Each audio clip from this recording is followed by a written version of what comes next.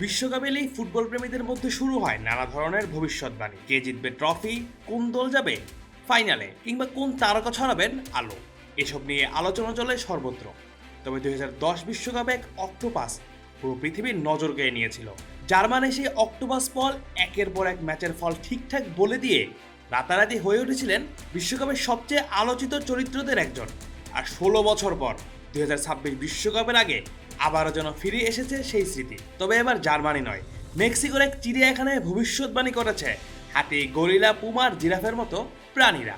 আসন্ন 2026 বিশ্বকাপের উত্তাপ ছড়িয়ে পড়তে শুরু করেছে যুক্তরাষ্ট্র, কানাডা থেকে পুরো পৃথিবী জুড়ে। আর সেই আবহে মেক্সিকোর এক চিড়িয়াখানায় আয়োজন করা হয়েছে এক ব্যতিক্রমী অনুষ্ঠান, যেখানে বিভিন্ন প্রাণীকে ব্যবহার করে অনুমান করা হয়েছে বিশ্বকাপের সম্ভাব্য ম্যাচগুলোর ফলাফল। যেখানে সবচেয়ে বেশি নজর কেড়েছে দুইটি হাতি। তাদের সামনে একটি অস্থায়ী ফুটবল মাঠের মতো পরিবেশ তৈরি করা হয়েছিল। মাঠের এক পাশে ছিল মেক্সিকোর পতাকা, অন্য পাশে দক্ষিণ আফ্রিকার প্রতীক। দুই দিকে রাখা হয়েছিল খাবার। এরপর অপেক্ষা, কোন দিকে এগিয়ে যায় দুইটি হাতি। কয়েক মুহূর্তের মধ্যেই তারা হাঁটতে হাঁটতে চলে যায় মেক্সিকোর দিকের খাবারের কাছে।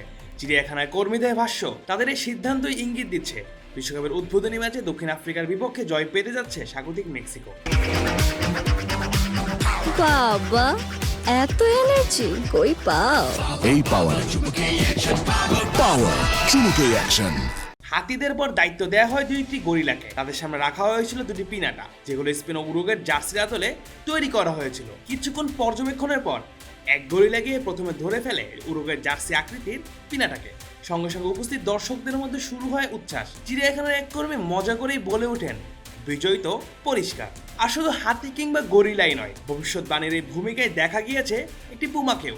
মুলুক নামে সেই বন্য বিড়াল যেন বেশ আত্মবিশ্বাসের সঙ্গেই দক্ষিণ কোরিয়াকে বেছে নিয়েছে চেক প্রজাতন্ত্রের বিপক্ষে। অন্যদিকে জিরাফের মতামত ছিল কঙ্গোর পক্ষে, যারা খেলবে হামেস রদ্রিগেসের কলম্বিয়ার বিপক্ষে। চিড়িয়াখানার তত্ত্বাবধায়ক ইভান রেইনোসের মতে, এই আয়োজন শুধু দর্শকদের বিনোদন দেওয়ার জন্য নয়, প্রাণীদের জন্য এটি উপকারী। তার ভাষায়, এমন কার্যক্রম প্রাণীদের বিভিন্ন ইন্দ্রিয়কে সক্রিয় করে রাখে এবং তাদের দৈনন্দিন জীবনে নতুন ধরনের উদ্দীপনা যোগ করে। আর বিশ্বকাপের ফলাফল এসব প্রাণীর ভবিষ্যৎবাণীর সাথে মিলে যাবে কিনা তা কিন্তু সময় বলে দেবে। তবে একটি বিষয় নিশ্চিত, ফুটবলের সবচেয়ে বড় উৎসবকে ঘিরে মানুষের কৌতূহল আর উন্মাদনা কতটা বিস্তৃত হতে পারে, এই চিড়িয়াখানার আয়োজন তারই এক মজার উদাহরণ। আর এসব আয়োজনে ফুটবল প্রেমীদের মনে হয়তো বারবার ফিরে আসবে সেই পরিচিত একটি নাম, অক্টোপাস বল। কারণ বিশ্বকাপ এলেই ভবিষ্যৎবাণীর গল্প যেন আবার নতুন করে জীবন্ত হয়ে ওঠে।